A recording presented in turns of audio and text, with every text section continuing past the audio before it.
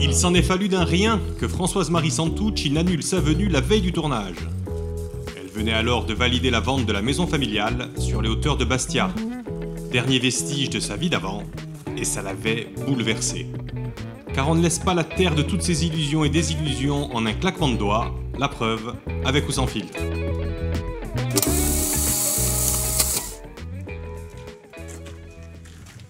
Bienvenue dans votre vie, Françoise-Marie Santucci. Merci, même. Vie qu'on va voir défiler à travers les photos marquantes.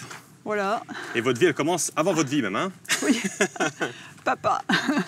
Papa, comment il s'appelle, papa? Mon père, François-Xavier Santucci, né à Bastia en 1927. Et là, il a 17 ans, 17-18 ans, et il est encore à Bastia. Jeune homme ayant vécu la guerre, engagé très tôt dans la résistance. Très débrouillard, votre papa. Oui. Hein? Très oui. débrouillard. S'il y a vraiment une caractéristique, c'est ça. Que... Débrouillard, mais honnête. Parfois, ça ne va pas ensemble. Il était débrouillard, mais c'est vrai qu'il avait une grande qualité, il était droit. Parce qu'à Bastia, il va s'occuper de la propriété familiale, il est un petit peu métayer, c'est cela. C'est ça. Et puis, à quoi, 18 ans? À quel âge il décide de partir? Un peu plus tard, il avait 24-25 ans. Je pense, la Corse était déjà, après-guerre, une île assez pauvre. Enfin, il n'y avait pas énormément de possibilités pour les jeunes. Et surtout qu'il n'avait pas fait d'études. Donc il se dit, voilà, je vais partir. Comme beaucoup de Corses, je vais partir. Et il part, il se retrouve en Afrique. Il se retrouve là? Voilà. Ouais. Parce qu'il part loin, hein? Annibale-les-Crous. Annibale-les-Crous, oui. Oui, c'est dans l'est de la Côte d'Ivoire. Et voilà, il a 24-25 ans. Il arrive sans rien, voilà, il arrive avec sa valise. Rien, pas d'études, une semaine de formation à Marseille, et hop, partez là-bas. Voilà, c'est comme ça que ça se passait. Il va faire son trou en Afrique, et on le voit avec cette photo-là. Oui. Voilà. Oui, vous connaissez le jeune Johnny. Johnny Hallyday, parce qu'à l'époque, donc mon père il a évolué, il a un peu pris de poids d'ailleurs entre-temps. Il était commissaire de l'aéroport et ensuite il travaillait, il s'occupait un peu de réceptionner les gens, les personnalités.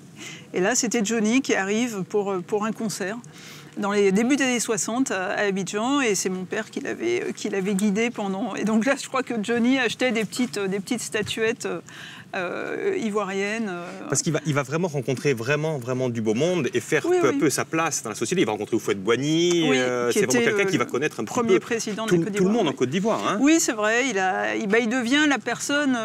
il y a encore l'an dernier, je me retrouve à un enterrement dans le centre de la Corse, de la mère d'une cousine et d'une chère amie, et voilà, rencontre quelqu'un, un vieux monsieur qui me dit « Ah, mais tu sais, j'étais à Abidjan et ton père m'a tellement aidé et tout. » Et c'est fou, moi je ne connaissais pas cet homme, et il me dit « Ah, c'était formidable, François-Xavier à Abidjan. » C'était voilà. C'était en effet un peu la personne qu'il fallait voir pour faire... et puis surtout, membre très actif de l'Amicale des Corses, parce que comme tout lieu de ex-colonie, et puis, disons, outre-mer, les Corses y étaient très présents.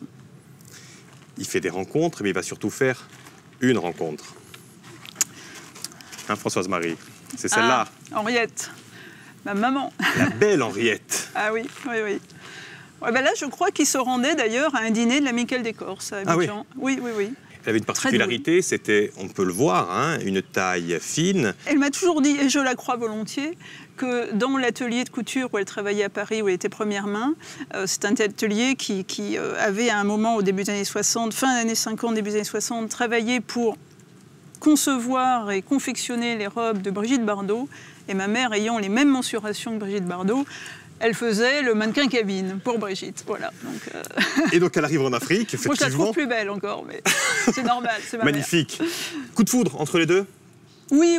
Hein? Elle arrive là-bas et elle tombe assez vite sur celui qui va devenir mon père et son mari. Voilà. Oui, parce que vous arrivez quand on ne vous attend plus, en fait. Hein, votre papa, il a 43 ans quand vous naissez. Effectivement, votre maman est beaucoup plus jeune. Oui.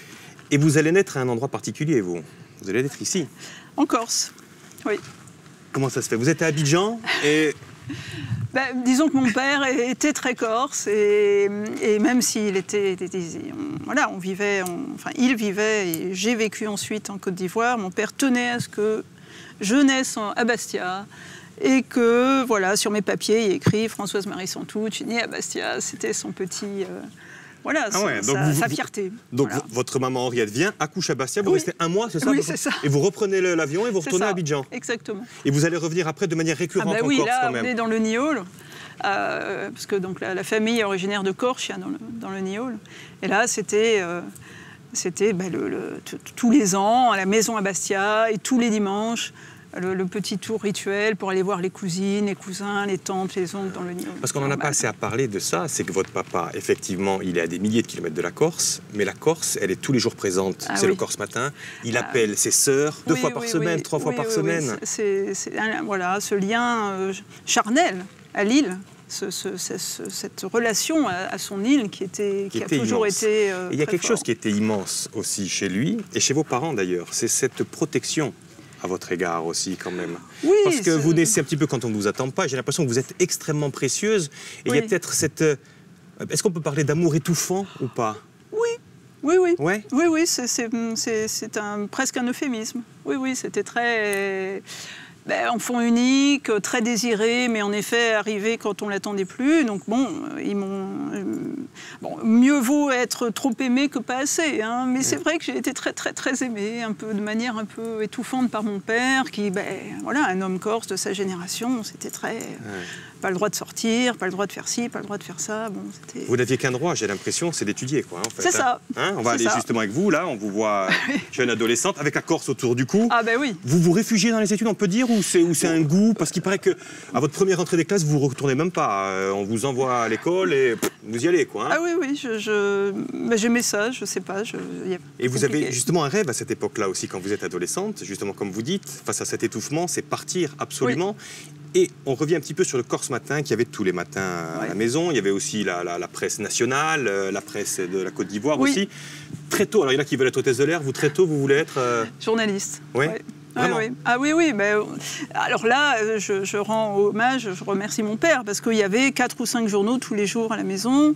Je m'abreuvais de news, d'infos, ça me fascinait. Je voulais être reporter, je lisais Tintin. Enfin, c'est une caricature, c'est un cliché. Mais... c'était ma réalité. Puis votre réalité, c'est une plume aussi. Vous écrivez très bien, vous êtes première à l'école. Donc il y a tout ce qu'il faut, logiquement. Il y a les bons ingrédients. Et on va voir ce que ça va donner, ces bons ingrédients. Mais on ne va pas le voir là, hein, Françoise-Marie. On va le voir au frais, dans une pièce. Allez, venez avec moi. Non, c'est plutôt par là. Tiens, faut que je reprenne mes habitudes, moi. Allez. Par là.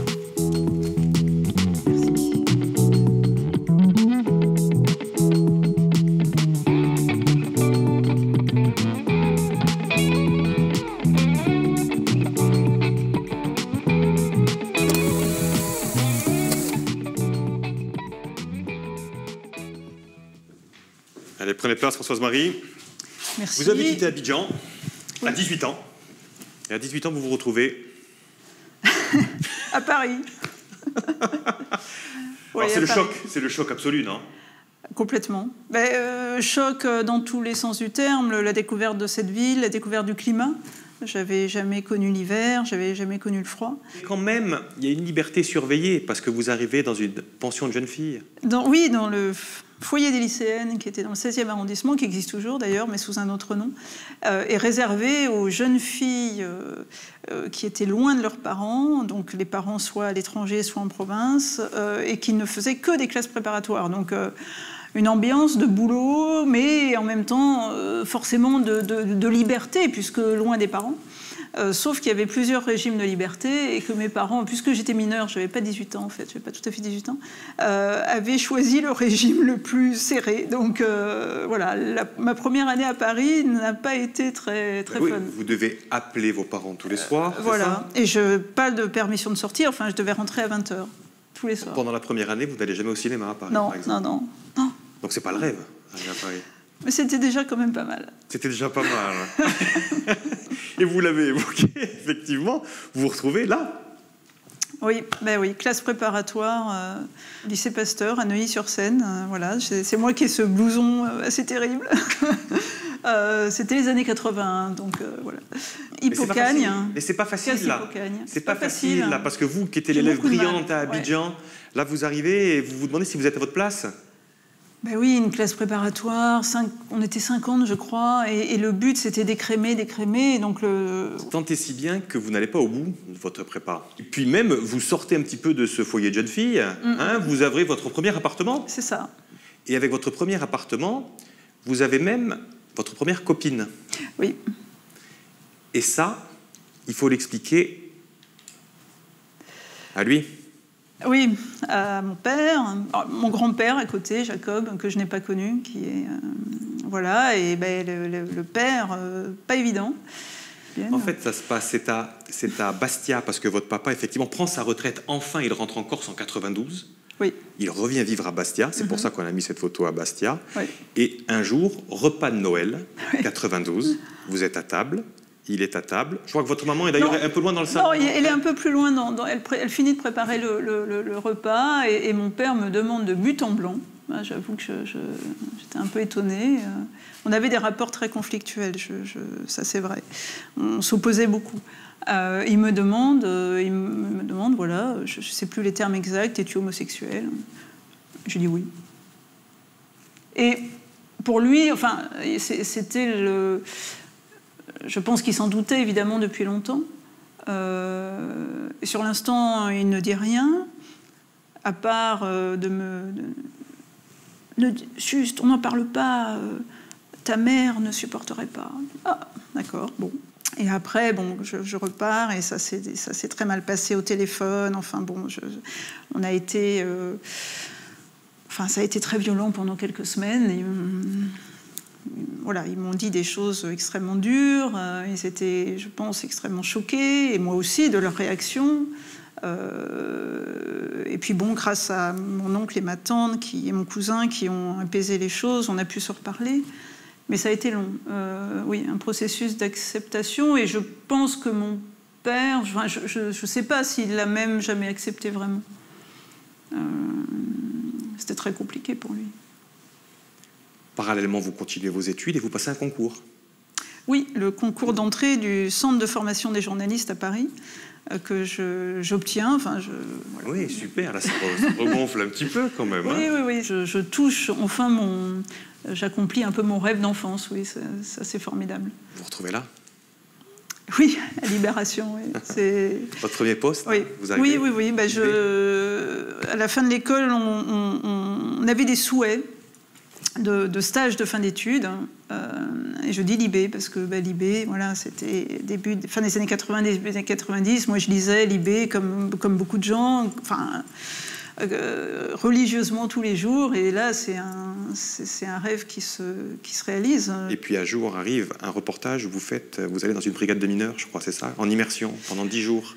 Oui. C'est peut-être un peu le reportage un peu de trop, j'ai envie de dire, vous sortez de là complètement lessivé. Au début, j'arrivais très bien à faire la part des choses, c'était le boulot, j'y mettais beaucoup d'émotions, enfin, je mettais beaucoup d'émotions dans ce que je racontais, parce que pour faire passer la douleur des victimes... Sauf qu'effectivement, à un moment, il faut passer à autre chose. Il faut passer à autre chose. Et on vous retrouve ici? Oui, ça me plaît beaucoup, ça. Ouais. Et alors là, je me mets à écrire dans un autre registre que les procès, mais finalement, il s'agit toujours de raconter l'histoire des gens. Et puis vous prenez du galon aussi, parce que vous commencez numéro 2, la Next, et puis vous êtes numéro 1, vous êtes rédactrice en chef de ce magazine. Oui, pendant les dernières années, et puis des très belles rencontres. C'est cette volonté, comment ça vient cette volonté de vouloir être rédactrice en chef? Ça vient naturellement, ou c'est vous dites qu'il faut des responsabilités pour un peu plus pour impulser mes envies? Oui, au début c'est un peu un concours de circonstances, et après c'est un vrai plaisir d'impulser des choses en fait. D'impulser des choses, de transmettre, et puis beaucoup d'exigences, peut-être parfois trop, ou je ne sais pas, je ne pense pas qu'il y en ait jamais trop. Oui, Tout va bien dans votre métier, et puis un jour arrive effectivement cette couverture, Castois-Richepont, et là, Bernard Arnault, il prend des sanctions immédiates. Ouais. C'est-à-dire qu'il dit... Il retire toutes les pubs. Il retire toutes les pubs des magasins. Voilà. Et Next, vous en souffrez énormément, en fait. Qu'est-ce qui se passe? Pratiquement du jour au lendemain, il enlève 2 millions. La perte en quelques mois, oui, c'était chiffré à plus de 2 millions d'euros. Parce que, en fait, avec Next, les pubs venaient dans Next, mais aussi dans Libération. Ils ont tout coupé. Et par solidarité, tous les autres groupes de luxe ont coupé.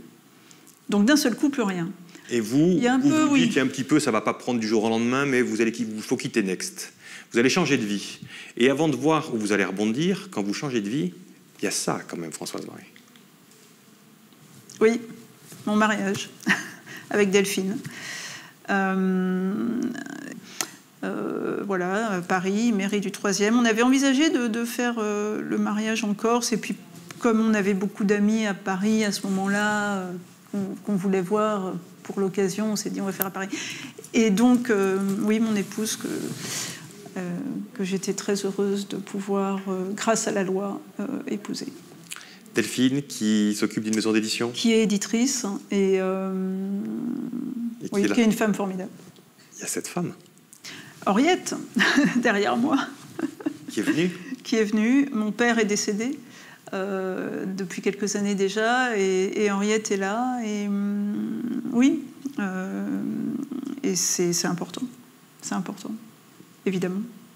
Et donc cet homme, effectivement. Et cet homme important pour moi, Antoine Arène, qui est vigneron de son état, patrimoine. Énormément d'émotions ce jour-là avec Antoine.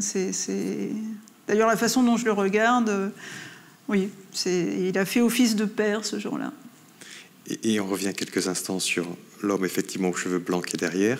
Oui. Lui aussi, vous l'aviez invité, mais il a dit qu'il ne pouvait pas venir parce qu'il était à Milan, et donc, bon, c'était comme ça.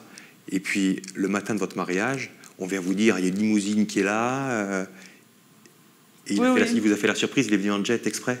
Oui, il avait pris son jet privé et même son entourage n'était pas au courant, donc oui, c'était assez incroyable. Et 3 jours après ce beau moment... Oui, j'arrive à la tête du magazine Elle. Et oui, Elle a 45 ans et vient de prendre la direction du mythique magazine Elle, inconnu du grand public. Cette femme, au très fort caractère, tranche avec ses prédécesseurs. Un nouveau chapitre s'ouvre pour la presse féminine. On vous choisit parce que vous avez un très fort caractère ? C'est ce qu'on dit peut-être des Corses, des femmes, je sais pas. Vous choisissez pourquoi ? J'avais passé 22 ans en Libération.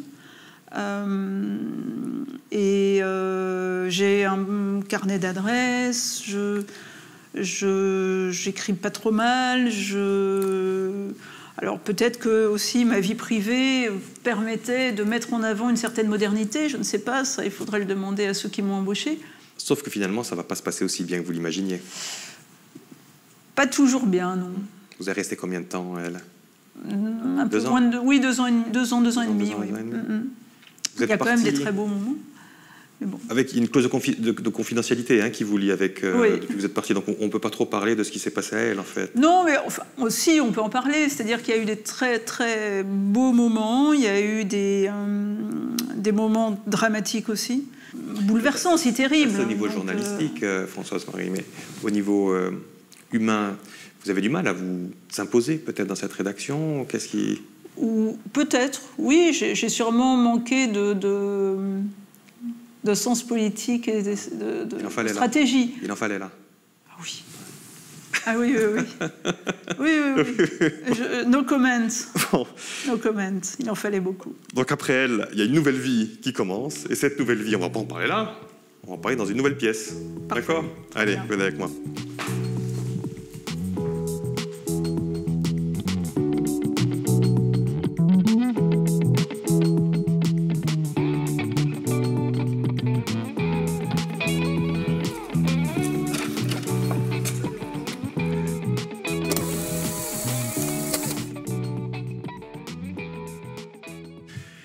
Dernière pièce, Françoise Marie, départ de Elle. Oui. Et grand départ tout court de Elle. Henriette, donc, qu'on retrouve sur les planches de Deauville. Elle vient d'emménager en Normandie, quittant la Corse cet été, l'été 2021. Parce vous le dites en souriant, parce qu'effectivement, Henriette, elle est restée vivre en Corse après la mort de votre papa. Oui. Et là, dernièrement, vous avez vendu la maison de Bastia. Oui. C'était disons que... j'ai du mal. Oui, nous avons vendu la maison au-dessus de Bastia, qui était trop grande, qui était difficile à entretenir. Mais ça a été difficile, parce qu'elle était dans la famille depuis 99 ans. Donc ça compte, mon père y était né. Mais voilà, ma mère, c'était compliqué pour elle de continuer à habiter, grande maison, quand on vieillit, et puis pour moi, étant loin, donc je lui ai proposé, voilà, enfin, plus exactement, c'est Delphine, mon épouse, qui a dit, mais pourquoi on ne ferait pas venir Henriette? Et j'ai proposé à Henriette, et qui a dit, mais oui, bien sûr, changeons de vie. Qui est aussi rock'n'roll que vous, hein, on le voit d'ailleurs dans le look et tout. C'est incroyable, oui. Quel âge elle a, 80? Elle vient de fêter ses 82. 82 ans, et elle change complètement de vie, et elle est heureuse de venir habiter là, auprès de vous. Ah oui, alors que c'est pas... Tout déménagement est un... Voilà. Mais elle tourne la page. Elle a tourné la page, vous avez plus de mal. Un peu plus. C'est dingue, hein? Un peu plus, oui. Et depuis qu'elle est venue en Normandie, vous faites quelque chose avec elle aussi d'assez incroyable, je trouve magnifique. C'est ça? Je me souviendrai toujours, c'était 1 an ou 2 après ma retraite, un jour, il me dit, tu sais, j'ai l'impression que dans ma tête, il y a quelque chose qui ne va pas. Je ne sais pas quoi, mais il y a quelque chose qui ne va pas dans ma tête. Donc 1 an ou 2 après ta retraite, c'était en quelle année? En 2001. Non, là, oui. 2001. Mais là, tu n'avais pas... Il n'avait pas encore fait d'examen chez Galetti. On commençait. Une clé, il ne savait pas s'en servir, il ne savait pas où mettre une clé. Oui, je sais. Vous enregistrez votre maman? Oui, j'ai eu envie, en fait, d'en savoir plus sur mes parents, leur enfance, leur adolescence, leur vie. Et là, dans l'extrait qu'on a écouté, elle parle du début de la maladie d'Alzheimer de mon père. De votre papa. Voilà, donc quand il se rentre définitivement en Corse, quelques années à peine, hein, vraiment assez rapidement, la maladie d'Alzheimer se déclare et c'est très compliqué, comme tous les personnes. Et vous découvrez combien elle a souffert elle-même, oui, en l'accompagnant en fait, oui, que vous ne soupçonniez pas à l'époque quand vous étiez plus jeune. Absolument. Mais on va parler de lui justement, parce que vous vous penchez sur la psychologie de votre maman et vous vous penchez aussi sur lui. Vous avez écrit quelque chose, je crois. Oui, je suis en train de terminer un roman, mais qui est grandement inspiré de son parcours, c'est-à-dire la vie d'un jeune Corse qui n'a jamais connu que sa terre natale et qui part comme ça un beau jour en Afrique. C'est comment, en fait, se construit... je ne dirais pas le racisme, mais comment s'est bâtie cette emprise coloniale qui était si naturelle pour les Blancs d'arriver dans ces pays, enfin, depuis la présence française date de la fin du XIXe siècle sur cette côte de l'Afrique de l'Ouest, et comment considérer tout à fait naturellement que c'est à nous. J'essaie de déconstruire ça un peu. Ça, c'est une interrogation journalistique qui va donner le fil du roman, mais au-delà de ça, vous vous interrogez sur lui et sur vos relations quand même, oui. Françoise Marie. Parce que vous l'avez dit quand même comme ça, vous avez eu des relations conflictuelles, ça a été compliqué entre vous. C'est un euphémisme. Donc aussi, il y a ce besoin, pourquoi il y a ce besoin de se pencher sur cet homme-là aujourd'hui? Oui, un besoin de comprendre comment se forme la dureté, comment se forme l'intransigeance, comment se forme peut-être aussi, c'est le bon côté, le bon revers de la médaille, l'honnêteté. Mais en tout cas, il y avait cette intransigeance de mon père, qui m'a longtemps fait du mal, qui m'a longtemps heurté, mais qui m'a en partie faite et construite aussi, bien entendu. Ce livre sera, parce qu'il n'est pas encore sorti. Il va sortir quand, ce livre? J'espère en 2022-2023. 2022-2023. En attendant, on va parler des livres, restez là, bougez pas, qui sont sortis. Oui. Parce que depuis que vous avez quitté elle, et même avant, vous écrivez beaucoup. Et des livres qui ont eu beaucoup de succès. Notamment, j'en ai choisi comme quelques-uns, celui-ci qui a fait date. Ça, c'est l'époque que vous étiez à Next, hein, c'est 2008, ça. Oui, c'est le premier. Édité en poche, il a eu beaucoup de succès et grosses difficultés. Je l'ai lu, très bien écrit. Merci. Je ne pensais pas que j'allais être intéressé par la vie de Kate Moss. Mais surtout, moi non plus. Et vous avez écrit ce livre sans l'interviewer, parce qu'elle, il y a du mystère autour d'elle et on ne lui parle jamais, en fait. Elle cultive son mystère, elle le mythe. Il y a celui-là aussi de livre, qui a énormément marché aussi. Pour les 50 ans de la mort de Marilyn, oui. Aussi. Autre plan, hein. Votre spécialité, vous, c'est pas d'écrire toujours le même livre. Hein. Celui-ci aussi a bien marché, Monorama, tout ce qui a... Vous racontez un petit peu tout ce qui s'est dit sur Marilyn, oui, le vrai, c'est une le sorte faux. de livre un peu éclaté, avec pas mal de contributeurs. Là, à la limite, vous pouvez vous attendre. Où on vous attend moins, c'est dans ce genre de livre-là. Oui. Formidable livre. Merci. Formidable livre. On le lit en un jour, parce qu'on ne peut pas le lâcher, et on finit avec les larmes aux yeux. Tout simplement, Françoise Marie, ma fille kidnappée par son père et disparue dans l'enfer du djihad. Je le conseille à tout le monde parce qu'on comprend beaucoup de choses. Formidable livre, vraiment. Et il y en a d'autres en préparation. Oui. Il y a un roman que vous avez sorti, enfin je ne peux pas tout mettre. Et revenir là, tiens, et ça sera le dernier écran. La Corse vous a toujours accompagné, notamment quand vous étiez chez elle. Hein, la liste de nos envies, Françoise Marie Santucci, vous parliez d'un endroit qui vous plaisait. Ah oui, le chat qui pêche.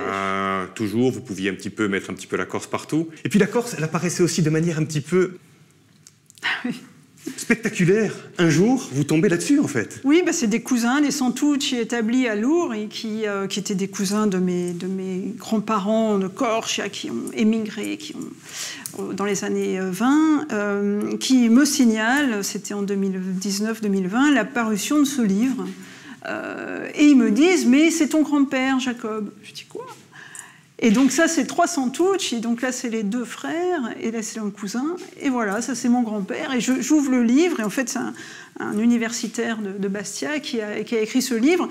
Il a collecté, c'était des poètes, dans les Néolingues, et dedans, il y a un petit poème de ma grand-mère, Francesca Marie, que j'ignorais complètement.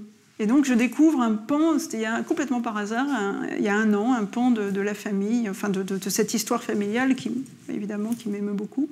Et donc je me rends compte que mon grand-père devait avoir une belle voix, ce dont je n'ai pas hérité, hélas. Dernière image. Ce sera celle-là. Ça, c'était la vie d'avant. Oui. Elle vous manque? Non. Enfin, j'ai beaucoup de respect pour Juliette Binoche et Emmanuel Béard, que j'ai pris énormément de plaisir à interviewer à plusieurs reprises. Mais non. Non, la liberté d'écrire, d'avoir une chambre à soi pour écrire, et d'être heureux et heureuse dans ce qu'on choisit de faire, j'allais dire se rendre de compte. On en rend toujours déjà à soi-même et à ses proches, mais on se doit d'être à la hauteur de quelque chose, mais ne plus avoir de hiérarchie. La liberté. La patrie. Oui. Ça sera le mot de la fin. Allez, il y a un geste de la fin, hein. C'est le selfie. Okay. Mettez à côté de moi, vous laissez faire. Là, vous avez... Bon, ce ne sera pas aussi belle la photo, mais on sourira autant. Allez, sourions. Ça a été un véritable plaisir partagé, de faire votre connaissance. Un de ces jours, du côté de patrimoine, donc je pense que quand on veut vous voir, il faut aller dans les vignes. Hein. Ok, à bientôt. À bientôt, Françoise Marie. Merci, Luc.